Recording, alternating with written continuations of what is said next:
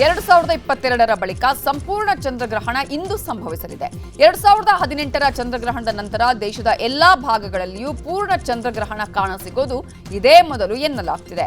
ಇವತ್ತು ರಾತ್ರಿ 9:57ರಿಂದ ಆರಂಭವಾಗಿ ಮಧ್ಯರಾತ್ರಿ 1:26 ಗೋಚರಿಸಲಿದೆ. ಗ್ರಹಣ ವೀಕ್ಷಣೆಗೆ ನೆಹರು ತಾರಾಲಯದಲ್ಲಿ ವ್ಯವಸ್ಥೆಯನ್ನ ಮಾಡಲಾಗಿದೆ. ಇನ್ನು ಖಂಡಗ್ರಾಸ ಚಂದ್ರಗ್ರಹಣ ಹಿನ್ನೆಲೆಯಲ್ಲಿ ರಾಜ್ಯದಲ್ಲಿ ಬಹುತೇಕ ದೇಗುಲಗಳು ಕ್ಲೋಸ್ ಆಗಿರಲಿವೆ. ಬೆಂಗಳೂರಿನ ಇತಿಹಾಸ ಪ್ರಸಿದ್ಧ ಗವಿಗಂಗಾಧರೇಶ್ವರ ದೇಗುಲ ಬೆಳಗ್ಗೆಯಿಂದಲೇ ಬಂದ್ ಆಗಲಿದೆ. ಬೆಳಗ್ಗೆ 11 ಗಂಟೆಗೆ ಶಿವನಿಗೆ ಅಭಿಷೇಕವನ್ನ ನೆರವೇರಿಸಿ ದೇಗುಲವನ್ನ ಬಂದ್ ಮಾಡಲಾಗುತ್ತೆ. ಅದೇ ರೀತಿಯಾಗಿ ಕಾಡುಮಲ್ಲೇಶ್ವರ ದೇಗುಲ ಸಂಜೆ ಬಳಿಕ ಕ್ಲೋಸ್ ಆಗುತ್ತೆ. ಅನೇಕ ದೇಗುಲಗಳಲ್ಲಿ ಇವತ್ತು ವಿಶೇಷ ಪೂಜೆ ಇರಲಿದೆ.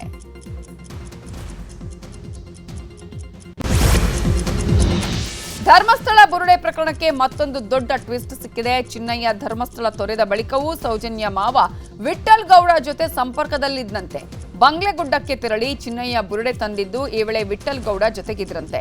ಈಗ ಬುರುಡೆ ತೆಗೆದಿದ್ದ ಬಂಗ್ಲೆಗುಡ್ಡಕ್ಕೆ ವಿಠ್ಠಲ್ ಗೌಡನನ್ನ ಎಸ್ಐಟಿ ಕರ್ಕೊಂಡು ಹೋಗಿ ತನಿಖೆ ನಡೆಸಿದೆ. ಇನ್ನು ತನಿಖೆ ವೇಳೆ ಆಪ್ತ ಸಂಬಂಧಿ ಸೇರಿದಂತೆ ಅನೇಕರ ಹೆಸರನ್ನ ವಿಠ್ಠಲ್ ಗೌಡ ಹೇಳಿದ್ದಾನೆ ಎನ್ನಲಾಗಿದೆ.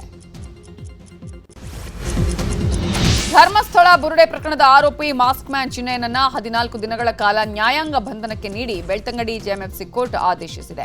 ಭದ್ರತಾ ದೃಷ್ಟಿಯಿಂದ ಚಿನ್ನಯ್ಯನನ್ನ ಶಿವಮೊಗ್ಗ ಜೈಲಿಗೆ ಕಳುಹಿಸಲಾಗಿದೆ.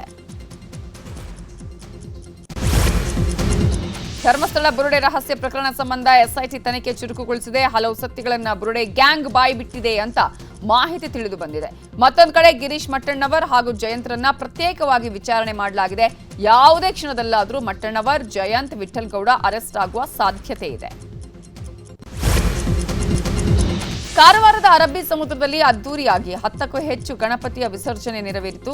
ಸಾರ್ವಜನಿಕವಾಗಿ ಪ್ರತಿಷ್ಠಾಪಿಸಲ್ಪಟ್ಟ ಗಣಪತಿಗೆ ಸಾಂಪ್ರದಾಯಿಕವಾಗಿ ಡೊಳ್ಳು ವಾದ್ಯ, ಚಂಡಿ ವಾದ್ಯದ ಮೂಲಕ ಬೀಳ್ಕೊಡುಗೆ ನೀಡಲಾಯಿತು. ಮೆರವಣಿಗೆಯಲ್ಲಿ ಡಿಜೆ ಸೌಂಡ್ಗೆ ಯುವಕರು ಮಸ್ತ್ ಸ್ಟೆಪ್ಸ್ ಹಾಕಿದರು. ಬೆಳಗಾವಿಯಲ್ಲಿಯೂ ಗಣೇಶೋತ್ಸವ ವಿಸರ್ಜನಾ ಮೆರವಣಿಗೆ ನಡೆಯಿತು. ಹುತಾತ್ಮ ಚೌಕ್ನಲ್ಲಿ ಡಿಸಿ ಮೊಹಮ್ಮದ್ ರೋಷನ್ ವಿಸರ್ಜನಾ ಮೆರವಣಿಗೆಗೆ ಚಾಲನೆ ಕೊಟ್ಟರು. ಅಹಿತಕರ ಘಟನೆ ಆಗದಂತೆ ಮೆರವಣಿಗೆಯುದ್ದಕ್ಕೂ ಬಿಗಿ ಪೊಲೀಸ್ ಬಂದೋಬಸ್ತನ್ನ ಮಾಡಲಾಗಿತ್ತು.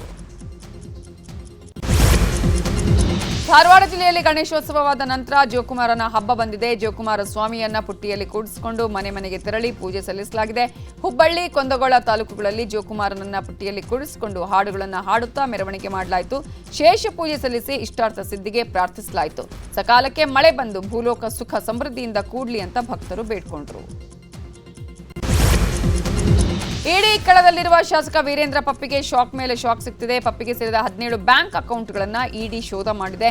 ಇನ್ನು ಬ್ಯಾಂಕ್ ಲಾಕರ್ಗಳನ್ನು ಪರಿಶೀಲನೆ ನಡೆಸಿದೆ. ಲಾಕರ್ನಲ್ಲಿದ್ದ ಕೆಜಿಗಟ್ಟಲೆ ಚಿನ್ನವನ್ನ ಕಂಡು ಅಧಿಕಾರಿಗಳೇ ಶಾಕ್ ಆಗಿದ್ದಾರಂತೆ. ಚಿನ್ನ ಹಾಗೂ ದಾಖಲೆಗಳನ್ನು ಇಡಿ ವಶಕ್ಕೆ ಪಡೆದಿದೆ. ಚಿಕ್ಕಮಗಳೂರಿನ ಮಲೆನಾಡು ಭಾಗದಲ್ಲಿ ಸುರಿದ ಧಾರಾಕಾರ ಮಳೆಗೆ ಸಾಲು ಸಾಲು ಅವಾಂತರಗಳು ಸೃಷ್ಟಿಯಾಗಿದೆ. ಸಾರಾಗೋಡು ಮತ್ತಿಖಂಡ ಗ್ರಾಮದಲ್ಲಿ ಮನೆ ಕುಸಿದಿದೆ. ಶೇಖರ್ ಅನ್ನುವರಿಗೆ ಸೇರಿದ ಮನೆ ಸಂಪೂರ್ಣವಾಗಿ ಕುಸಿದಿದೆ. ಮನೆಯಲ್ಲಿದ್ದ ಗೃಹೋಪಯೋಗಿ ವಸ್ತುಗಳು ಸಂಪೂರ್ಣವಾಗಿ ಜಖಂಗೊಂಡಿದೆ. ಸಿಲಿಕಾನ್ ಸಿಟಿಯಲ್ಲಿ ಕೆಲ ದಿನಗಳಿಂದ ಬಿಡುವು ಕೊಟ್ಟಿದ್ದ ಮಳೆ ಸಂಜೆಯಾಗ್ತಾ ಇದ್ದಂತೆ ಪ್ರತಿದಿನ ಶುರುವಾಗ್ತಿದೆ. ನಗರದ ಮೆಜೆಸ್ಟಿಕ್, ಜಯನಗರ, ರಾಜಾಜಿನಗರ, ಲಾಲ್ಬಾಗ್, ವಿಜಯನಗರ, ಆರ್ಆರ್ ನಗರ ಸೇರಿದಂತೆ ಹಲವು ಕಡೆ ನಿನ್ನೆ ರಾತ್ರಿ ಮಳೆಯಾಗಿದೆ. ಜಿಟಿ ಮಳೆಯಿಂದಾಗಿ ಕೆಲಸ ಮುಗಿಸಿ ಮನೆಗೆ ಹೋಗ್ತಾ ಇದ್ದವರು ಪರದಾಡುವಂತಾಯಿತು.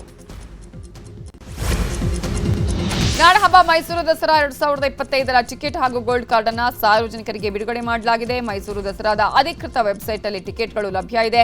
ದಸರಾ ಗೋಲ್ಡ್ ಕಾರ್ಡ್ ₹6,500, ಜಂಬೂ ಸವಾರಿ ಟಿಕೆಟ್ ₹3,500, ಪಂಜಿನ ಕವಾಯತಿನ ಟಿಕೆಟ್ ದರ ₹1,500 ಇದೆ.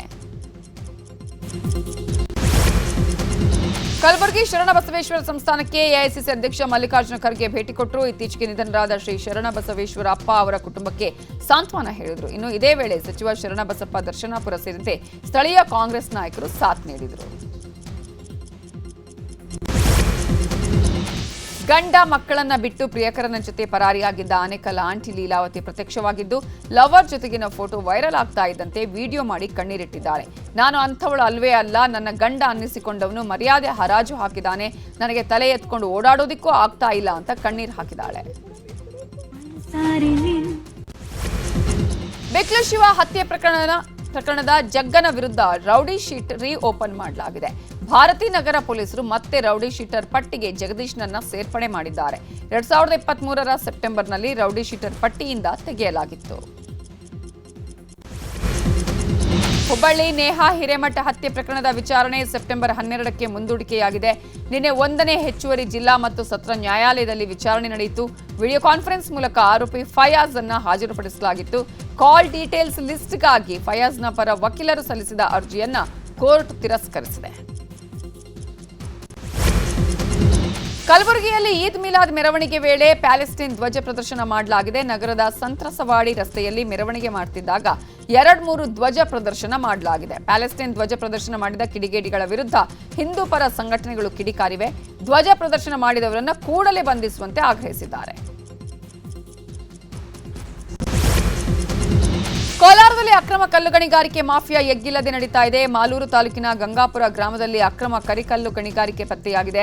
ಸರ್ಕಾರಿ ಗೋಮಾಳ ಜಾಗದಲ್ಲಿ ಅಕ್ರಮ ನಡೀತಾ ಇದ್ದು, ಸ್ಥಳೀಯರು ಕೊಟ್ಟ ದೂರಿನ ಮೇರೆಗೆ ಗಣಿ ಮತ್ತು ಭೂವಿಜ್ಞಾನ ಇಲಾಖೆಯ ಅಧಿಕಾರಿಗಳು ದಾಳಿ ನಡೆಸಿದ್ದಾರೆ. ಗಣಿಗಾರಿಕೆಗೆ ಬಳಸಿದ ಹಿಟಾಚಿ ಹಾಗೂ ಟ್ರ್ಯಾಕ್ಟರ್, ಕಂಪ್ರೆಸರ್ ಅನ್ನು ವಶಕ್ಕೆ ಪಡೆಯಲಾಗಿದೆ. ಟ್ರಾಫಿಕ್ ಫೈನ್ ಪಾವತಿಗೆ 50% ಡಿಸ್ಕೌಂಟ್ ಕೊಟ್ಟಿದ್ದು ಭಾರಿ ರೆಸ್ಪಾನ್ಸ್ ಸಿಕ್ಕಿದೆ. 15 ದಿನಗಳಲ್ಲಿ ಫೈನ್ ಕಲೆಕ್ಷನ್ 45 ಕೋಟಿ ದಾಟಿದೆ. ಆಗಸ್ಟ್ 23ರಿಂದ ದಂಡ ಪಾವತಿಗೆ ಸರ್ಕಾರ ರಿಯಾಯಿತಿ ಕೊಟ್ಟಿತ್ತು. ಒಟ್ಟು 45 ಕೋಟಿ 52,94,750 ರೂಪಾಯಿ ಬಾಕಿ ದಂಡ ಪಾವತಿಯಾಗಿದೆ. 16,21,721 ಬಾಕಿ ಕೇಸ್ಗಳಿಂದ ದಂಡ ಪಾವತಿಯಾಗಿದ್ದು, ಸೆಪ್ಟೆಂಬರ್ 12ರವರೆಗೂ ದಂಡ ಪಾವತಿಸುವುದಕ್ಕೆ ಆಫರ್ ಇರಲಿದೆ.